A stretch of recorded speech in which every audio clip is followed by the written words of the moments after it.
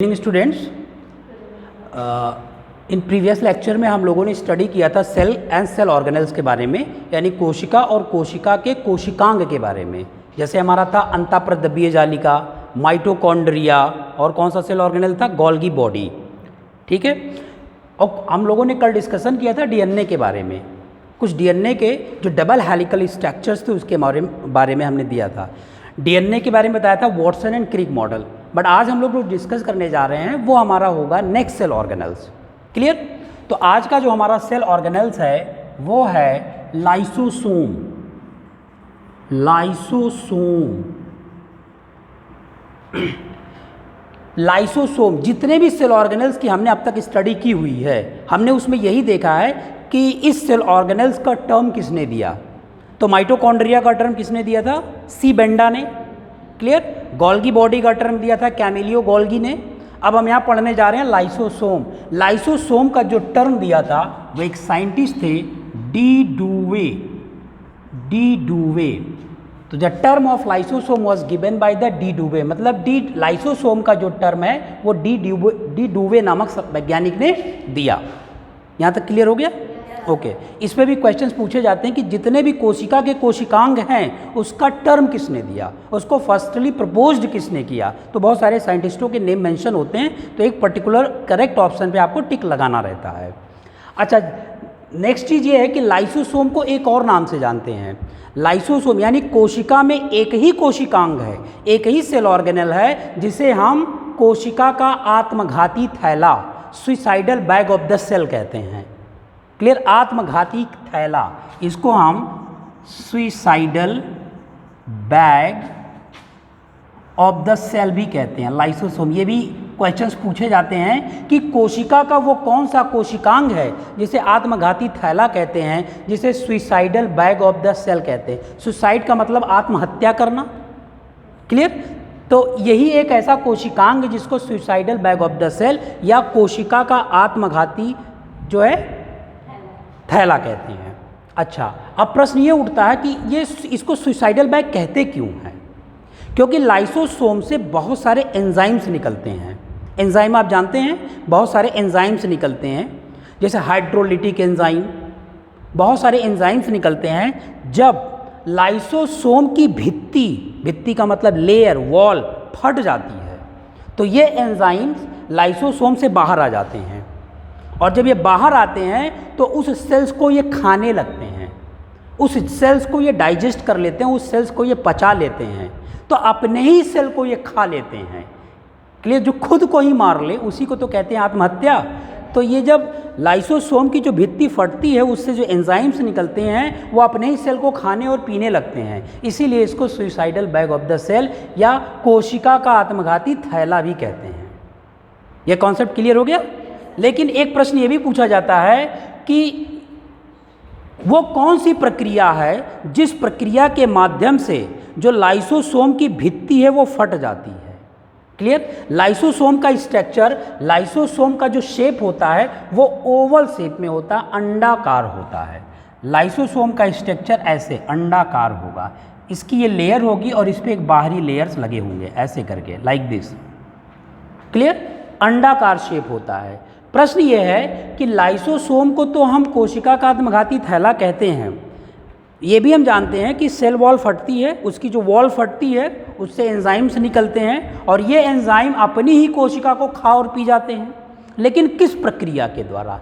कई बार क्वेश्चन पूछा गया उस प्रक्रिया का नाम बताइए जिससे लाइसोसोम से निकलने वाले एंजाइम अपनी ही कोशिका को खा और पी जाते हैं। तो दो प्रोसेस इसमें आता है, इसको सुइसाइडल बैग कहते हैं। इसमें दो प्रोसेस आता है, एक तो हमारा होता है पिनोसाइटोसिस, प्रक्रिया है ये पिनोसाइटोसिस, और दूसरा हमारा होता है फैगोसाइटोसिस।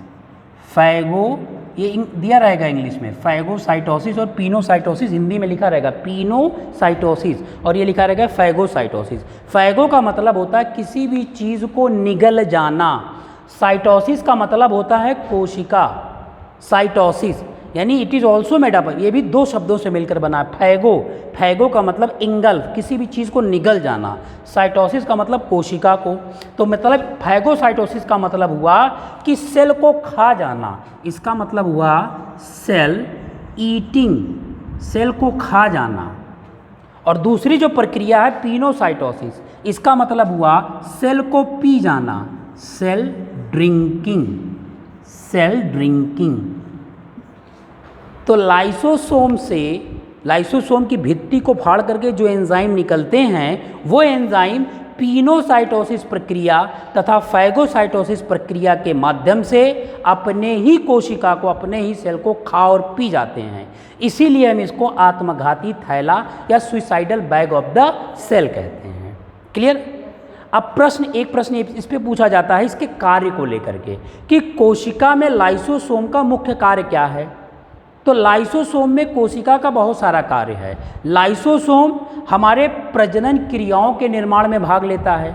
लाइसोसोम जो कोशिका का विभाजन होता है, जिसको हम सेल डिवीज़न कहते हैं, उसमें भी इसका बहुत महत्वपूर्ण रोल होता है। तो ये चीज़ क्लियर हुई। इसके डिस्कवरी से इसका टर्म किसने दिया, इसको किस कोशिकांग को हम suicidal bag of the cell कहते हैं, कोशिका का आत्मघाती थैला, तो एक ही है लाइसोसोम। किस प्रक्रिया के माध्यम से ये जो है अपने ही कोशिकाओं को खा और पी जाता है। तो दो प्रक्रिया है, एक तो हमारा है पिनोसाइटोसिस और दूसरा हमारा है फैगोसाइटोसिस। क्लियर हो गया यहाँ तक? किसी को कोई कन्फ्यूज़न? क्लियर? ओके। तो अब हम लोग दूसरे कोशिकांग पे चलते हैं। बताएंगे आप कौन सा कोशिकांग है जो हमने उस दिन मेम्ब्रेनस और नॉन मेम्ब्रेनस कोशिकांग, झिल्ली युक्त और झिल्ली विहीन कोशिकांगों के नाम बताए थे। तो अब कौन सा कोशिकांग बच रहा है? क्योंकि हमने माइटोकॉन्ड्रिया पढ़ लिया, इंडोप्लाज्मिक रेटिकुलम पढ़ लिया, गोल्गी बॉडी पढ़ ली, लाइसोसोम पढ़ लिया, अब बहुत सारे बचे हुए हैं। अभी प्लास्टिड बचा हुआ, लवक। तो आइए नेक्स्ट हम कोशिकांग की बात करते हैं, प्लास्टिड, लवक, प्लास्टिड्स। प्लास्टिड का मतलब होता है लवक, लवक, ये तो जानते ही होंगे ना आप, लवक, इसको हम लवक कहते हैं। अच्छा, जंतु और पादप कोशिका में ये भी अंतर है कि जो लवक होंगे वो पादप कोशिका में होंगे, प्लांट सेल में होंगे, जंतु कोशिका में नहीं होंगे। प्लास्टिड एनिमल सेल में एब्सेंट होता है, एनिमल सेल में नहीं पाया जाता है, ये सिर्फ पादप कोशिकाओं में पाया जाता है। तो क्वेश्चन ऐसे भी कर सकता है कि लवक किस में उपस्थित होता है, जंतु कोशिका, पादप कोशिका, दोनों, इनमें से कोई नहीं। तो आपका आंसर होगा पादप कोशिका, प्लांट सेल में। तो ये जंतु कोशिका और पादप कोशिका में ये अंतर को भी स्पष्ट करता है। अच्छा ठीक, हमारा जो लवक है ये लवक आगे चल करके तीन रूपों में विभाजित हो जाता है, तीन भागों में विभाजित हो जाता है, जिसको हम आवर्णी लवक, वर्णी लवक, ठीक है, और हम क्या कहते हैं, पर्णहरित। क्लियर? तो इसको हम तीन भागों में आगे चल करके ये विभाजित हो जाता है, जिसको हम कहते हैं ल्यूकोप्लास्ट। ल्यूकोप्लास्ट का मतलब आवर्णी लवक। फिर दूसरा हमारा होता है क्रोमोप्लास्ट, इसको हम कहते हैं वर्णी लवक, क्रोमोप्लास्ट, वर्णी लवक। तीसरा हमारा होता है पर्णहरित, उसको हम कहते हैं ल्यूकोप्लास्ट, क्रोमोप्लास्ट और क्लोरोप्लास्ट,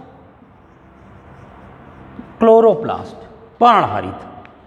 तो लवक मुख्य रूप से तीन प्रकार के होते हैं, ल्यूकोप्लास्ट आवर्णी लवक, क्रोमोप्लास्ट वर्णी लवक, क्लोरोप्लास्ट पर्णहरित। क्लियर हो गया? अब प्रश्न ये है कि इन तीनों जो प्लास्टिड, जो लवक के तीनों भाग हैं, इसमें से क्वेश्चन पूछता है, इसके अंदर से जाकर के क्वेश्चन पूछता है।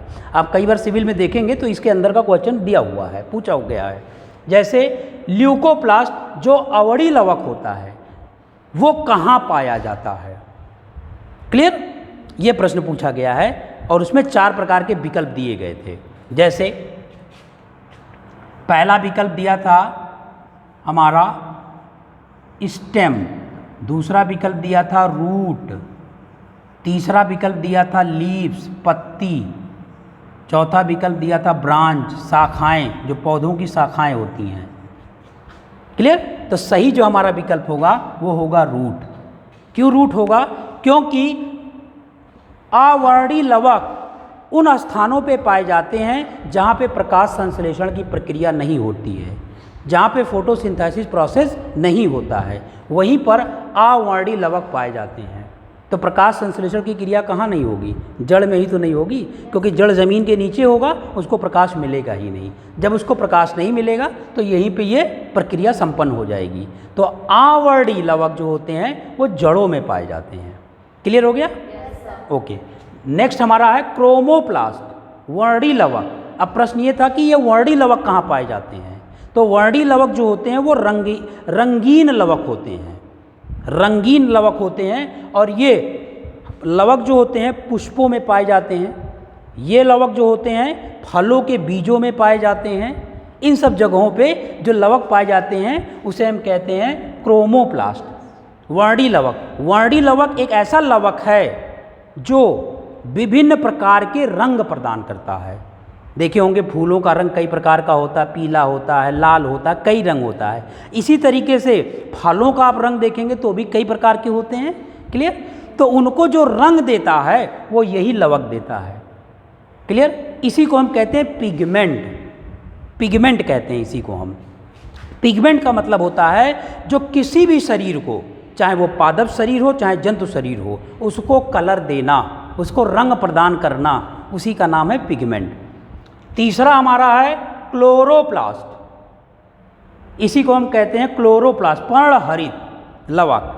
पर्णहरित लवक में एक विशेष प्रकार का वर्णक पाया जाता है। वर्णक माने पिगमेंट, और पिगमेंट हमने बताया क्या होता है। पिगमेंट को हम कहते हैं हिंदी में वर्णक, और वर्णक का मतलब होता है जो किसी भी शरीर को विभिन्न प्रकार का रंग दे, चाहे वो जंतु शरीर हो चाहे पादप शरीर हो, उसी को हम कहते हैं वर्णक या पिगमेंट। तो हमारा जो क्लोरोप्लास्ट है पर्ण, इसमें एक विशेष प्रकार का वर्णक पाया जाता है, पिगमेंट पाया जाता है। आपने उसका नाम सुना हुआ है क्लोरोफिल, पर्णहरित का नाम सुना है, उसको हम कहते हैं क्लोरोफिल। तो इसी में क्लोरोफिल पाया जाता है। देखो एक नंबर का क्वेश्चन, एक क्वेश्चन फिर बन गया कि लवक का, प्लास्टिड का वो कौन सा भाग है जिसमें क्लोरोफिल उपस्थित होता है? तो ये तीनों ऑप्शंस रहेंगे। तो कौन होगा? क्लोरोप्लास्ट ही होगा, इसी में क्लोरोफिल होगा। और क्लोरोफिल का यही कार्य है कि पत्तियों को हरा रंग प्रदान करना, पत्तियों को, तनों को हरा रंग प्रदान करना, इसलिए पत्तियां हरी रंग होती हैं। तो ये एक पर्टिकुलर कलर को प्रोड्यूस करता है, एक पर्टिकुलर कलर देता है, इसलिए हम इसको क्लोरोफिल कहते हैं। तो क्लोरोफिल हमारा क्लोरोप्लास्ट में होता है। अच्छा, अभी आप देखेंगे 2011-12 के सिविल सर्विसेज में एक क्वेश्चन पूछा गया है कि वो कौन सा लवक है जिसे किचन ऑफ द सेल कहते हैं। किचन माने होता रसोई घर, जिसे कोशिका का रसोई घर कहते हैं। याद रखिएगा, kitchen of the cell, kitchen मतलब जिसमें खाना वाना बनता हो। तो कोशिका का वो कौन सा कोशिकांग है जिसे कोशिका का रसोई घर या किचन ऑफ द सेल कहते हैं? तो उत्तर होगा क्लोरोप्लास्ट। दिया रहेगा तीनों, यही क्लोरोप्लास्ट को ही सिर्फ कहते हैं, इन दोनों को नहीं कहते हैं। क्लोरोप्लास्ट को हम किचन ऑफ द सेल या कोशिका का रसोई घर कहते हैं। क्लियर हो गया? तो यहाँ पे हम लोगों ने प्लास्टिड को देख लिया, प्लास्टिड के प्रकार को देख लिया, और प्लास्टिड क्या क्या करता है। क्लियर? ये 3 प्रकार के वर्णक होते हैं इसमें, ये आपने देख लिया। अच्छा, अब ये प्रश्न पड़ता है कि हमने आपसे कहा कि वर्णक जो पिगमेंट होते हैं वह प्लांट में भी होते हैं और एनिमल में भी होते हैं, और दोनों को भिन्न प्रकार के रंग प्रदान करते हैं। मनुष्यों में अगर देखें तो कुछ मनुष्य गोरे होते हैं, कुछ मनुष्य काले होते हैं, कुछ गेहूं कलर के होते हैं, कुछ इस लाइक डिफरेंट कलर्स होता है। तो बताइए ऐसा क्यों होता है? ये वर्णक के कारण, वर्णक के कारण। लेकिन ठीक है, वर्णक के कारण होता है, लेकिन उसने एग्जाम में पूछा था उस पर्टिकुलर वर्णक का नाम बताइए। हैं? या सही पूछ रही, सही बता रही हैं आप। मिलानिन, बहुत सही, मिलानिन, या इसी को मिलानोसाइट कहते हैं। मिलानिन, मिलानिन, या इसी को हम मिलानो, कभी कभी मिलानोसाइट लिख देता है, मिलानोसाइट भी कहते हैं इसी को। बहुत सही आंसर आपने दिया। मनुष्यों के शरीर में जो वर्णक पाया जाता है उसे हम मेलानिन, जिसको हम पिगमेंट कहते हैं, मेलानिन या मेलानोसाइट कहते हैं। ये वर्णक मनुष्यों को शरीर को विभिन्न प्रकार का रंग प्रदान करता है, काला होना, गोरा होना, ये सब इसी पे निर्भर करता है। अच्छा, हम लोग अपने शरीरों में देखते होंगे तिल, और तिल जहाँ भी होगा वो काला होगा। इसका मतलब क्या हुआ कि उस एक स्थान पे ये मेलानिन आकर के एकत्रित हो गया है। अच्छा, जिनके शरीर में ज़्यादा मिलेनिन होगा उनका रंग कैसा होगा? काला होगा। जिनके शरीर में हल्का मिलेनिन होगा उनका रंग गोरा होगा। तो तिल में यही होता है, वहाँ पे मिलेनिन आकर के एकत्रित हो जाता है, इसलिए उतना एरिया काला हो जाता है। तिल का यही एक है। लेकिन तिल में बहुत सारे वो किए जाते हैं ना, कंट्रोवर्सी है कि तिल अगर यहाँ होगा तो ये होता है, तो ये होता है, बट ऐसा कुछ नहीं है, वो मिलेनिन की देन है। क्लियर? कहते हैं कि अगर हमने बहुत लोगों से सुना है अगर तुम्हारे तिल यहाँ होगा तो बहुत पैसा मिलेगा, मतलब ऐसा कुछ कंट्रोवर्सी है, मतभेद है, बट ऐसा कुछ नहीं है। इसका साइंटिफिक रीज़न यही है कि जहाँ पे मिलेनिन एकत्रित होगा वो पर्टिकुलर एरिया हमारा काला हो जाएगा। यहाँ तक क्लियर हो गया? तो हम लोगों के शरीर में मिलेनिन या मिलेनोसाइट नामक पिगमेंट पाया जाता है, वर्णक पाया जाता है। और यहाँ प्लास्टिड में ये आपने देख लिया किसको कौन सा कलर प्रोवाइड करता है। क्लोरोफिल कहाँ होता है? क्लोरोफिल का क्या काम है? क्लियर? अच्छा, प्रकाश संश्लेषण के लिए क्लोरोफिल बहुत महत्वपूर्ण है। प्रकाश संश्लेषण के लिए क्लोरोफिल बहुत महत्वपूर्ण है, क्योंकि अगर लाइट नहीं होगा, प्रकाश नहीं होगा और क्लोरोफिल नहीं होगा तो प्रकाश संश्लेषण की क्रिया नहीं होगी। क्लियर? अच्छा, अभी भी हम प्रकाश संश्लेषण को भी थोड़ा सा डिफाइन कर देते हैं, क्योंकि क्लोरोफिल टर्म आ गया है। अच्छा बताइए, प्रकाश संश्लेषण किसे कहते हैं? इसको हम कहते हैं फोटोसिंथेसिस, नाम सुना ही होगा। फोटोसिंथेसिस माने प्रकाश संश्लेषण। बता सकते हैं प्रकाश संश्लेषण किसे कहते हैं? हाँ, जैसे अगर डिफिनीशन देना हो, क्योंकि भाई आप सिविल सर्विसेज की करने जा रहे हैं तो वो जो क्वेश्चन होगा वो सटीक होगा। ठीक है, बहुत ही सटीक आंसर देना होगा आपको, ये नहीं कि मतलब इधर उधर करके, क्योंकि वो सटीक आंसर ही चेक करेगा। फोटोसिंथेसिस हमने आपको इसके पहले भी बताया था, जब किसी भी टर्म का अगर हमें परिभाषा नहीं आ रहा तो हम उसको दो शब्दों में, दो भागों में तोड़ दें। क्लियर? तो ये फोटोसिंथेसिस जो है ये दो शब्दों से मिलकर बना है, फोटो प्लस सिंथेसिस। देखो तोड़ दिया हमने। फोटो का मतलब आपने पढ़ा होगा केमिस्ट्री में, लाइट होता है, फोटॉन जिसको कहते हैं। फोटो का मतलब लाइट, प्रकाश होता है। और सिंथेसिस का मतलब होता है जुड़ना, कॉम्बिनेशन, किसी भी चीज़ का कॉम्बिनेशन, जुड़ जाना। तो क्लियर हो गया ना? कॉम्बिनेशन, देखो combination of light is called photosynthesis. प्रकाश के जुड़ने की प्रक्रिया को हम प्रकाश संश्लेषण कहते हैं। एकदम सटीक आंसर निकल गया यहीं से। अब इसमें कोई वो नहीं कर पाएगा ना, हमने इसको स्प्लिट करके इसको अलग अलग डिफाइन कर दिया। क्लियर? प्रकाश के जुड़ने की क्रिया को हम प्रकाश संश्लेषण कहते हैं, या यहाँ से combination of light is called the photosynthesis. Clear? अच्छा, प्रकाश संश्लेषण का जो रिएक्शन है, जो क्रिया कराते हैं हम, उससे भी क्वेश्चंस पूछे जाते हैं। कुछ याद है आपको कि दे देगा रिएक्शन, 4 रिएक्शन दे देगा और पूछ लेगा कि इसमें से प्रकाश संश्लेषण का सही रिएक्शन कौन सा है, सही क्रिया कौन सी है। मालूम है प्रकाश संश्लेषण कैसे होता है? जब कार्बन डाइऑक्साइड जल से क्रिया करता है, ये देखिए रिएक्शन बना दे रहे हैं। जब कार्बन डाइऑक्साइड को CO2 कहते हैं ना, ये इसका सिंबल है। जब कार्बन डाइऑक्साइड जल से क्रिया करता है, जल को H2O कहते हैं। जब कार्बन डाइऑक्साइड जल से क्रिया करता है किसकी उपस्थिति में? प्रकाश, लाइट की उपस्थिति में। और क्लोरोफिल, अभी जो आपने पढ़ा है पर्णहरित, क्लोरोफिल की उपस्थिति में जब ये क्रिया करता है तो भोजन बनाता है। और वो कौन सा भोजन बनाएगा? ग्लूकोज बनाएगा। ग्लूकोज का सूत्र है C6H12O6 प्लस ऑक्सीजन के अणु इसमें से निकलेंगे और ये वायुमंडल में चले जाएंगे, प्लस एनर्जी बनेगी, प्लस एनर्जी ऊर्जा बनेगी। क्योंकि हम भोजन जो बना रहे हैं वो उसका मेन पर्पस क्या है, मेन उद्देश्य क्या है? ऊर्जा। हम जो भोजन खाते हैं उसका एक ही उद्देश्य है कि हमारे शरीर में ऊर्जा बने, और जब ऊर्जा बनेगी तो हम अपने दैनिक कार्य को सही तरीके से कर सकेंगे। ऐसी पौधों में है, पौधों को भी अपना उपापचय क्रियाओं को चलाने के लिए ऊर्जा की ज़रूरत होती है, और उन्हें ऊर्जा मिलता है प्रकाश संश्लेषण से। इसलिए आखिरी में देखो एनर्जी बन रही है, और यही ऊर्जा, यही एनर्जी पौधों को सामूहिक जो भी दिनचर्या का कार्य है उनको कराने के लिए महत्वपूर्ण है। ये रिएक्शन आप समझ गए ना? ये हमारा ग्लूकोज है, ये ग्लूकोज का सूत्र है, ग्लूकोज बनता है, याद रखिएगा। क्लियर? ग्लूकोज बनेगा। अब ये सारी प्रक्रिया कहाँ होगी?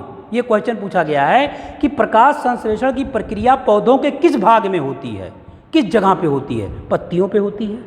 प्रकाश संश्लेषण क्रिया पत्तियों पे होगी, चलो ठीक है, हम ये जानते हैं कि ये जो जल है, ये जल पौधे का जड़ है, जड़ ज़मीन के नीचे है और ज़मीन के नीचे पानी, मिनरल सब कुछ भरे हैं।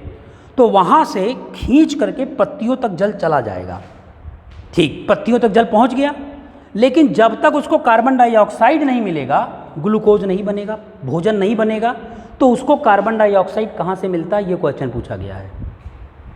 ये तो हम जानते हैं कि जड़ों के माध्यम से, जाइलम और फ्लोएम हम जानते ही हैं, जाइलम जल को लेकर के पत्ती तक चला जाता है, तो पत्ती पे जल पहुंच गया।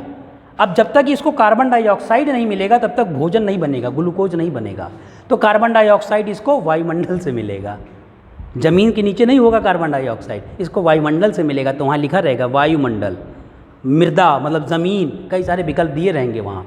तो अब ये कार्बन डाइऑक्साइड इसको वायुमंडल से मिलेगा, वायुमंडल से रिएक्ट करेगा, क्रिया करेगा, ग्लूकोज का निर्माण करेगा और ग्लूकोज से आगे चल करके एनर्जी बनेगी और यही ऊर्जा पौधों के दैनिक जीवन में कार्य करेगा, जो भी उनको अपना मेटाबॉलिक एक्टिविटी चलाना हो, उपापचय क्रियाएं चलानी हो, क्योंकि पौधे भी शोषण करते हैं और शोषण के लिए ऊर्जा की आवश्यकता होती है। जैसे हम शोषण करते हैं, हमें शोषण के लिए ऊर्जा की आवश्यकता होती है। जितने भी हमारे शरीर में तंत्र हैं, सबको सुचारू रूप से चलाने के लिए हमें ऊर्जा की ज़रूरत होती है।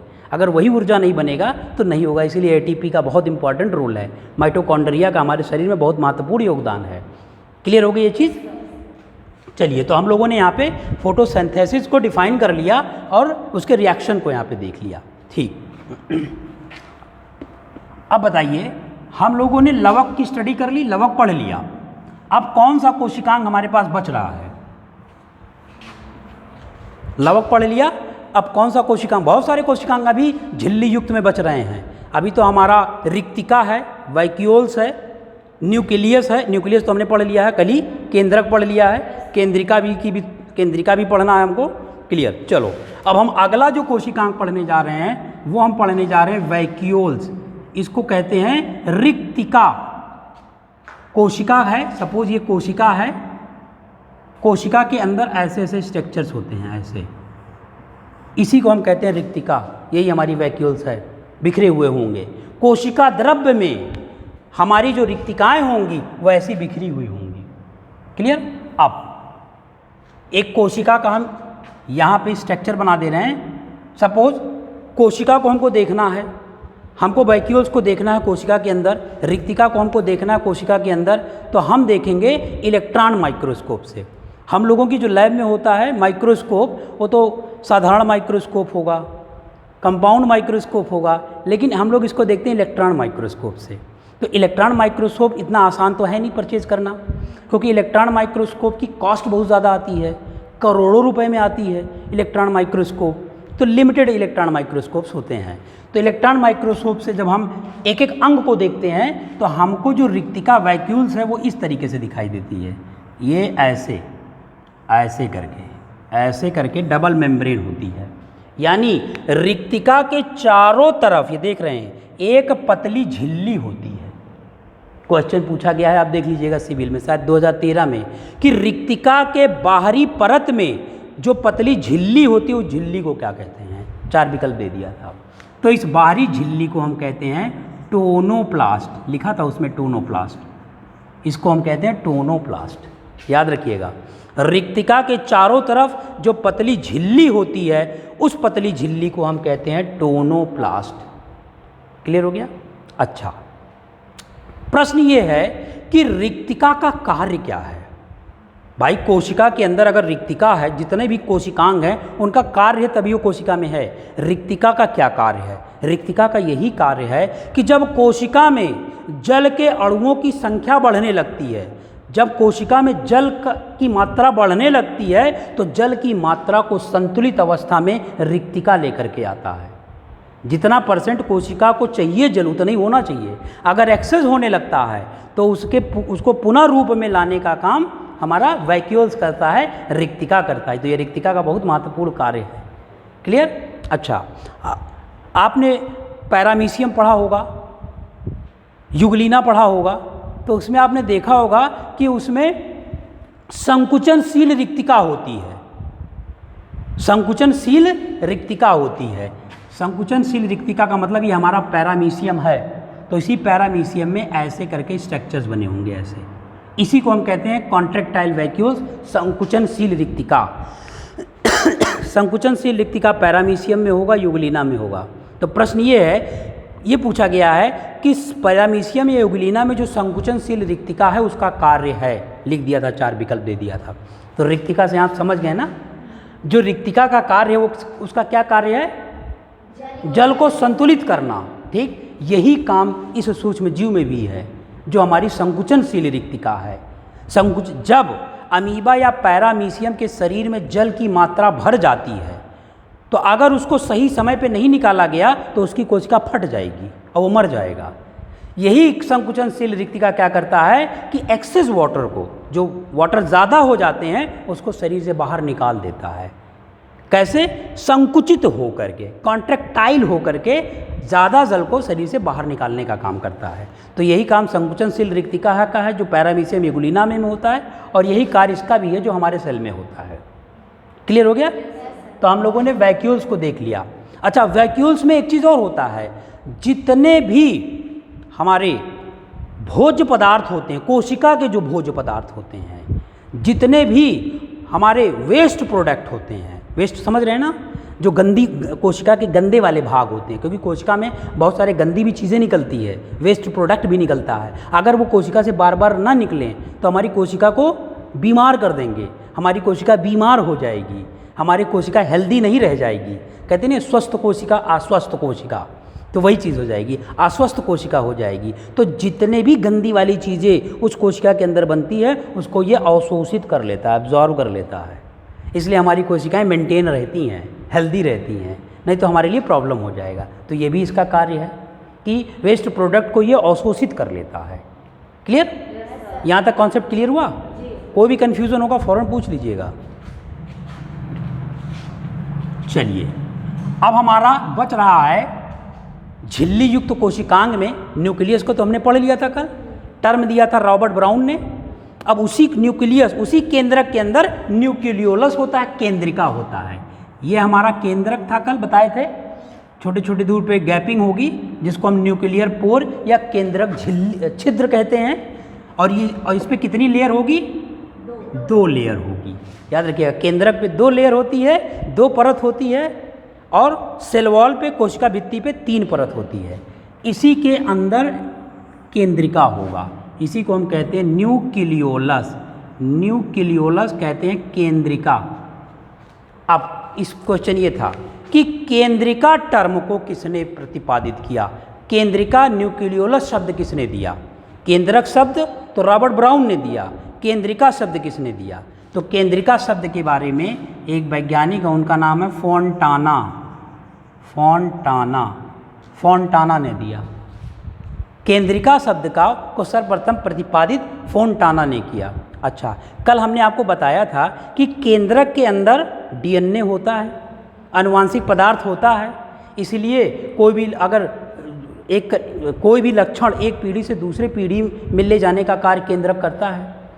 तो केंद्रिका में भी तो कोई ना कोई आनुवांशिक पदार्थ होंगे। अगर केंद्रक में डीएनए होता है तो केंद्रिका में आरएनए होगा। याद रखिएगा, केंद्रिका में डीएनए नहीं होगा, केंद्रिका में आरएनए होता है। केंद्रिका में आरएनए संश्लेषित होता है और केंद्रक में डीएनए संश्लेषित होता है। यही दोनों में अंतर है। आरएनए केंद्रिका में संश्लेषित होगा, डीएनए केंद्रक में संश्लेषित होगा। इसी में कंफ्यूज हो जाते हैं, तो इसमें नहीं होना आपको कंफ्यूज। केंद्रक में डीएनए संश्लेषित होगा और केंद्रिका में आरएनए संश्लेषित होगा। तो प्रश्न ये पूछेगा कि आरएनए कहाँ पाया जाता है, तो दिया रहेगा, केंद्रक भी दिया रहेगा, केंद्रिका भी दिया रहेगा। जिससे आप कंफ्यूज हो, वो केंद्रिका में ही होता है। आरएनए केंद्रिका में होगा और डीएनए केंद्रक में होगा। क्लियर हो गई? अच्छा, जब केंद्रिका में आरएनए है तो ये भी आनुवांशिक पदार्थ है। तो जब ये आनुवांशिक पदार्थ है, ये भी कुछ ना कुछ मात्रा में किसी भी लक्षण को एक पीढ़ी से दूसरे पीढ़ी में ले जाने का कार्य करेगा। क्योंकि हम जानते हैं जितने भी आनुवांशिक पदार्थ होते हैं वो सारे लक्षणों को एक पीढ़ी से दूसरे पीढ़ी में ले जाने का कार्य करते हैं। क्लियर? कल हमने आपको बताया था कि इसी केंद्रक में धागे के समान संरचना इसे पाई जाती है, इसी केंद्रक में। और इसको हम बता दिए थे क्रोमैटिड्स, या इसी को हम क्रोमोसोम भी कहते हैं, जिसको वोल्डेयर ने सबसे पहले प्रतिपादित किया था, यही क्रोमैटिड्स। क्लियर? जब कोशिका का विभाजन होता है, सेल डिवीजन, जब कोशिका का विभाजन होता है तो यही जो क्रोमैटिड्स हैं ये सब एकत्रित हो जाते हैं और एकत्रित होकर के क्रोमोसोम का निर्माण कर लेते हैं और रॉड की तरह हो जाते हैं। जैसे रॉड मोटा सा लोहे का होता है उस शेप के ये हो जाते हैं, ये हमारे ऐसे हो जाते हैं, ऐसे हो जाते हैं। यही जो थ्रेड लाइक स्ट्रक्चर दिख रहा है धागे के समान। अब जब ये इस अवस्था में आ जाते हैं, इस फॉर्म में आ जाते हैं तो हम इसको क्रोमोसोम कहते हैं। क्लियर हो गया? ठीक है। और ये तब होगा जब कोशिका का विभाजन होगा। जब तक कोशिका का विभाजन नहीं होगा तब तक ये चीज़ नहीं होगा। अच्छा, हमने कोशिका विभाजन के बारे में भी कुछ पढ़ा नहीं है? आपने कुछ जानते हैं सेल डिवीज़न के बारे में? अभी थोड़ा सा हम इंट्रो देंगे, इस पे एक स्पेशल क्लास हम लेंगे सेल डिवीज़न पे। बहुत सारे क्वेश्चन इस पे पूछे गए हैं, लेकिन यहाँ हम बता दे रहे हैं सेल डिवीज़न, कोशिका विभाजन, सेल डिवीज़न। कोशिका का तो विभाजन भी होता है ना। अच्छा, एक कोशिका में कितने केंद्रक हो सकते हैं?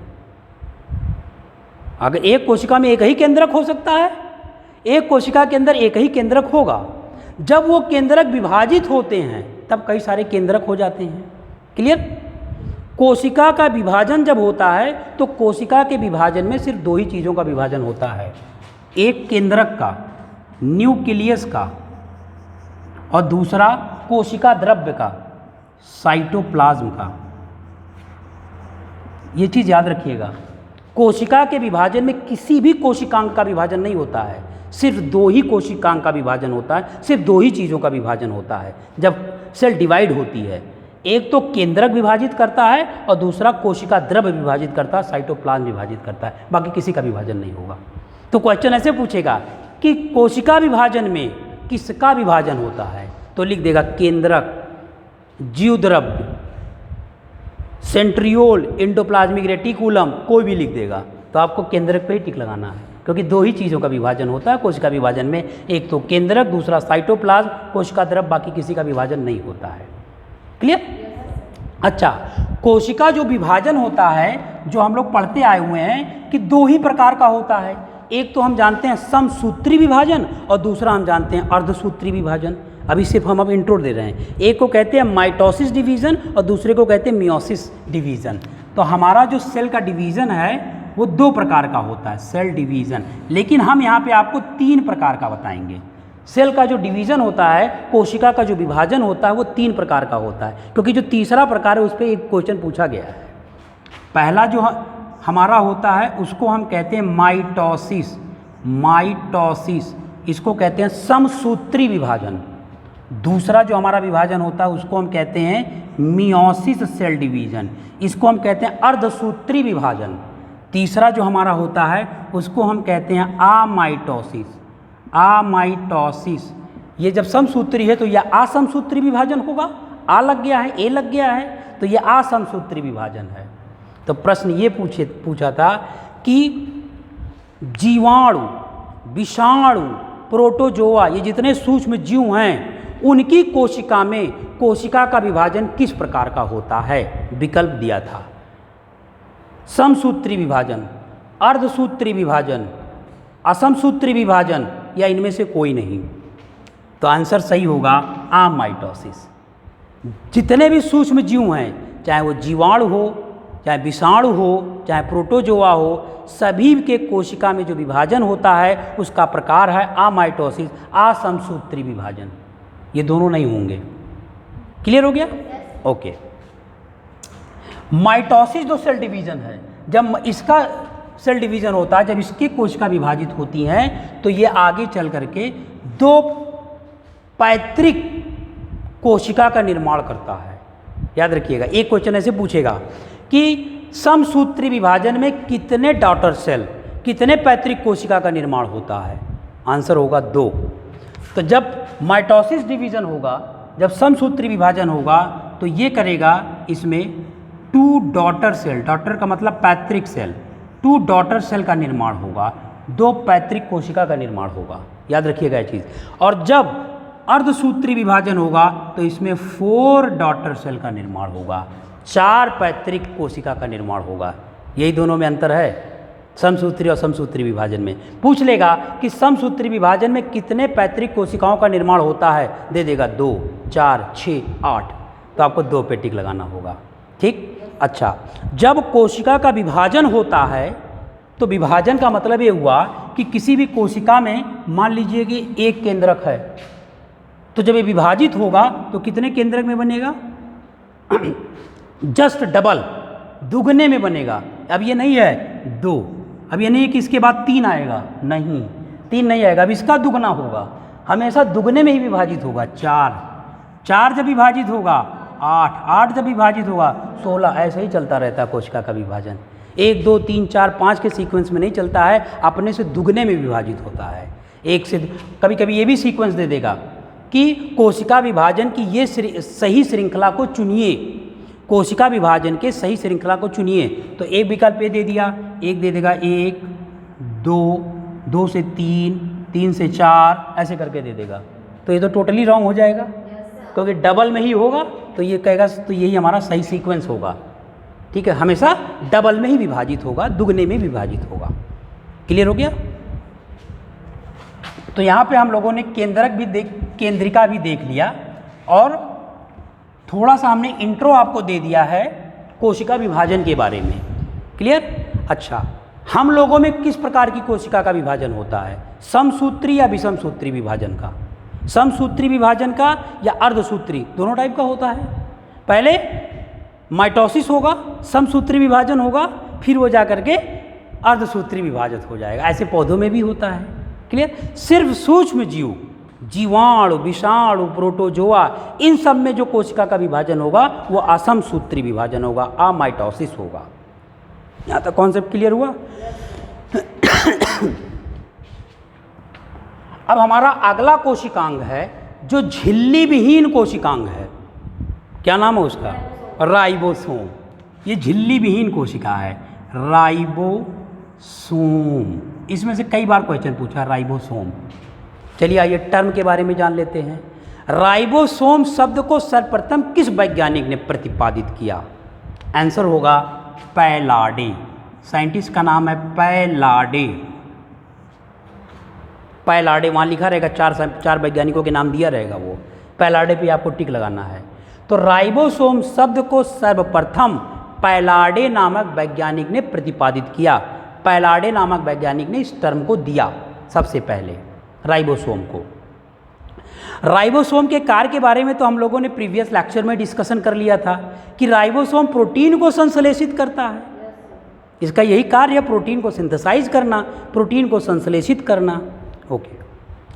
राइबोसोम जो होते हैं वो कोशिका के किस भाग में पाए जाते हैं? राइबोसोम जो होते हैं कोशिका के किस कोशिकांग से अटैच होते हैं? कल बताया था, कल हमने आपको बताया था इंडोप्लाज्मिक रेटिकुलम, अंतःप्रद्रव्यीय जालिका के बाहरी सरफेस पे आपने देखा था, वहीं थे। तो ये क्वेश्चन पूछेगा कि राइबोसोम कोशिका के किस कोशिकांग से जुड़े होते हैं? तो कई सारे कोशिकांग का नाम दे देगा, तो आपको अंतःप्रद्रव्यीय जालिका पे टिक लगाना है, इंडोप्लाज्मिक रेटिकुलम पे ही टिक लगाना है। क्लियर? अब ये जो हमारे राइबोसोम होंगे ये कोशिका के कोशिका द्रव्य में बिखरे हुए अवस्था में होंगे, बिखरे रहेंगे। क्लियर? अच्छा, बिखरे हुए हैं मतलब अलग अलग हैं। मान लीजिए कि एक राइबोसोम ये है, एक राइबोसोम ये है, एक राइबोसोम ये है, ऐसे कोशिका के अंदर बिखरे हुए हैं। ठीक? अच्छा, जब ये राइबोसोम एकत्रित हो जाते हैं ऐसे करके, एक दूसरे से जुड़ जाते हैं गुच्छे के रूप में ऐसे, तो हम इसको कहते हैं पॉलीराइबोसोम। पॉली का मतलब होता है ढेर सारा, राइबोसोम का मतलब राइबोसोम। अगर राइबोसोम कोशिका के कोशिका द्रव्य में बिखरे हुए हैं तो वो राइबोसोम है, लेकिन जब वो गुच्छे के फॉर्म में आ जाते हैं तो उसको क्या कहते हैं? इस पर क्वेश्चन पूछा गया है। जब राइबोसोम गुच्छे के रूप में आ जाते हैं तो उसको हम कहते हैं पॉलीराइबोसोम। इसको हम कहते हैं पॉलीराइबोसोम। पॉली का मतलब होता है ढेर सारा राइबोसोम। तो जब पॉलीराइबोसोम हैं, और हम ये जानते हैं कि राइबोसोम प्रोटीन के निर्माण में भाग लेता है, तो जब पॉलीराइबोसोम है तो ये पॉली प्रोटीन के निर्माण में भाग लेगा, ढेर सारे प्रोटीन के निर्माण में भाग लेगा, पॉलीराइबोसोम। क्लियर? अच्छा, राइबोसोम जब हम आपको प्रोकैरियोटिक और यूकैरियोटिक के बारे में बता रहे थे तभी वहाँ बताए थे कि राइबोसोम जो होते हैं वो 2 यूनिट में पाए जाते हैं, 2 इकाइयों में पाए जाते हैं। एक तो 80S लिखाए होंगे, एक 70S लिखाए होंगे। प्रोकैरियोटिक में 70S प्रकार का और यूकैरियोटिक में 80S प्रकार का। तो राइबोसोम जो होते हैं वो 2 यूनिट में पाए जाते हैं। ये 2 यूनिट मानी इकाई, ये 2 इकाई में पाए जाते हैं। इनकी एक इकाई जो होती है उसको हम कहते हैं 80S और दूसरी जो इकाई होती है उसको हम कहते हैं 70S। ऐसा हमने आपको बताया था शेप्डबर्ग इकाई है, क्लियर। अच्छा, लेकिन अगर 80S है और 70S है तब तो ये तो गुच्छे के रूप में है ना, 70S 80S। और हमने आपको बताया कि जो राइबोसोम होंगे वो कोशिका के कोशिका द्रव्य में बिखरे हुए होंगे। तो 80S प्रकार का जो राइबोसोम होगा वो 2 इकाइयों में बिखरा होगा। इसकी जो 2 इकाई होगी वो एक होगी 60S और दूसरी होगी 40S। जोड़ मत लीजिएगा, नहीं 100 हो जाएगा। ये इकाई है, मैथमेटिकली नहीं कैलकुलेट करना है। यानी 80, ये क्वेश्चन पूछेगा कि 80S जो राइबोसोम है वो कितनी इकाइयों में पाया जाता है। तो दिया रहेगा 60S, 40S, 30S, 50S, ऐसे ऐसे करके दिया रहेगा। तो 60S और 40S के रूप में पाया जाता है। इसी प्रकार जो 70S राइबोसोम होता है ये भी 2 इकाइयों में पाया जाता है। एक हमारा होता है 50S और दूसरा हमारा होता है 30S। इसको भी मत जोड़िएगा, ठीक है। तो 70S राइबोसोम 2 इकाई में पाया जाता है, 50S और 30S के रूप में, और 80S पाया जाता है 60S और 40S के रूप में। अब ये जो दोनों इकाइयाँ हैं ये कोशिका द्रव्य में बिखरी हुई होंगी, क्लियर, अलग अलग होंगी, अलग अलग होंगी, और जब मिलेंगी तो एक गुच्छा बनाएंगी, ठीक। अब जैसे 60S राइबोसोम है यहाँ पे और 40S राइबोसोम यहाँ पे है। अब ये दोनों मिल रहे हैं, ठीक है। मिल करके कितने राइबोसोम का निर्माण कर रहे हैं? 80S राइबोसोम बना रहे हैं। वहाँ पे प्रश्न ये पूछा था कि राइबोसोम की दोनों इकाइयों को जोड़ने के लिए कौन से आयन का महत्वपूर्ण भूमिका होता है, किस आयन का। तो हमारे कोशिका के कोशिका द्रव्य में मैग्नीशियम आयन्स होते हैं। मैग्नीशियम आयन Mg+2 इस पर चार्ज होता है, मैग्नीशियम आयन। ये मैग्नीशियम आयन राइबोसोम के दोनों इकाइयों को जोड़ने का काम करते हैं। अब अगर यही मैग्नीशियम आयन नहीं होगा तो ये दोनों इकाई जुड़ करके 80S का निर्माण नहीं कर सकते हैं। तो क्वेश्चन यही था कि कोशिका के कोशिका द्रव्य में वो कौन सा आयन है जो राइबोसोम की इकाइयों को जोड़ने का कार्य करता है। तो दिया था magnesium ion, calcium ion, sulphur, बहुत सारे दे दिया था। तो ये मैग्नीशियम आयन याद रखिएगा, ये मैग्नीशियम आयन इन दोनों को जोड़ करके ये बनाता है, और ऐसे इसको 50S + 30S 30S same magnesium ion आएगा और इसको जोड़ करके 70S बना देगा, ठीक। अब यहाँ पे हमने देखा 80S के भी 2 इकाई हैं और 70S के भी 2 इकाई हैं। इनको जोड़ने का काम मैग्नीशियम आयन करता है। आइए हम राइबोसोम की संरचना से संबंधित चीज़ें पढ़ लें, क्योंकि संरचना से भी क्वेश्चन पूछा गया है। संरचना से ये क्वेश्चन पूछा गया है कि राइबोसोम कोशिका के किस कोशिकांग से अटैच होता है। राइबोसोम, क्योंकि 80S राइबोसोम है तो इसकी 2 इकाई है, एक तो 60S इकाई है और दूसरा 40S इकाई है। तो बड़ी इकाई कौन सी है? 60। तो इसको हम कहेंगे लार्जर यूनिट, बड़ी इकाई, लार्जर यूनिट। और इसको हम कहेंगे स्मॉलर, छोटी इकाई, स्मॉलर यूनिट। ऐसे इसको लार्जर कहेंगे और इसको स्मॉलर कहेंगे। तो अगर हम राइबोसोम का स्ट्रक्चर देखें तो राइबोसोम का स्ट्रक्चर ऐसे ही होता है। यही है राइबोसोम, ये राइबोसोम की संरचना यही है। कोशिका के अंदर जब हम इलेक्ट्रॉन माइक्रोस्कोप से देखते हैं तो हमें राइबोसोम ऐसे ही दिखाई देता है। अब ये वाला पोर्शन आपको छोटा दिख रहा होगा, ये थोड़ा बड़ा दिख रहा होगा। तो ये छोटी इकाई होगी और ये बड़ी इकाई होगी, मतलब ये 40S होगा और ये 60S होगा।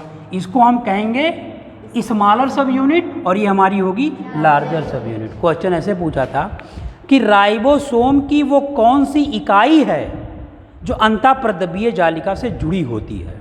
राइबोसोम एंडोप्लाज्मिक रेटिकुलम से भी अटैच होता है, अंतःप्रद्रव्यीय जालिका से भी जुड़ा होता है, लेकिन वो कौन सी इकाई है? तो हमेशा राइबोसोम की जो बड़ी इकाई होगी वही अंतःप्रद्रव्यीय जालिका से जुड़ी हुई होगी। ये अंतःप्रद्रव्यीय जालिका की अगर परत है तो इसकी बड़ी इकाई ही जुड़ेगी, छोटी इकाई कभी नहीं जुड़ सकती है, याद रखिएगा, ये क्वेश्चन पूछा गया है कि राइबोसोम की वो कौन सी इकाई है जो अंतःप्रद्रव्य जालिका से जुड़ी हुई होती है। तो आंसर दिया था बड़ी इकाई, छोटी इकाई, या यही दे दिया था 60S, यही 50S। क्लियर? तो बड़ी इकाई हमेशा अंतःप्रद्रव्य जालिका से जुड़ी हुई होगी। ये चीज़ क्लियर हो गया? तो हमने यहाँ पे राइबोसोम भी देख लिया, और राइबोसोम से किस प्रकार के क्वेश्चंस पूछे जाते हैं, CS क्या है, कौन सी इकाई कैसे जुड़ी हुई होती है। अच्छा, आपने सेंट्रियोल का नाम सुना होगा, सेंट्रियोल, क्योंकि जब हम जंतु कोशिका और पादप कोशिका में अंतर स्पष्ट करते हैं तो एक अंतर यह है कि जंतु कोशिका में कोशिका भित्ति नहीं पाई जाती है, पादप कोशिका में कोशिका भित्ति पाई जाती है। अंतर के बेस पे क्वेश्चन पूछा गया है। सेंट्रियोल कोशिका के अंदर दाने जैसी से संरचना पाई जाती है, ऐसे ऐसे करके, इसी को हम कहते हैं स्फेरिकल, गोल शेप में होता है, इसी को हम कहते हैं सेंट्रियोल। ये हमारी है सेंट्रियोल, इसी को हम कहते हैं सेंट्रियोल, ये हमारी सेंट्रियोल है।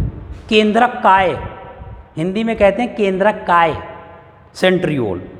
ठीक, तो सेंट्रियोल जो होगा, केंद्रक काय जो होगा, वो जंतु कोशिका में पाया जाएगा, पादप कोशिका में नहीं पाया जाता है। क्वेश्चन ये पूछा था कि सेंट्रियोल किस में पाया जाता है, लिख दिया था जंतु कोशिका, पादप कोशिका, क्लियर, जीवाणु, विषाणु, अब आपको आंसर देना था।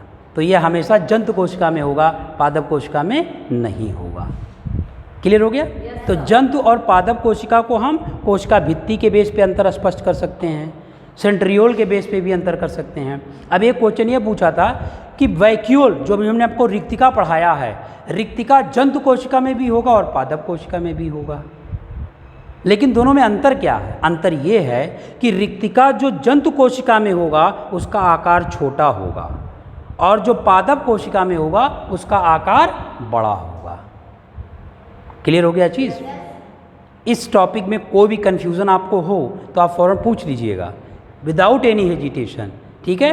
क्लास बोरिंग तो नहीं लग रही है आप लोगों को? Are you interested?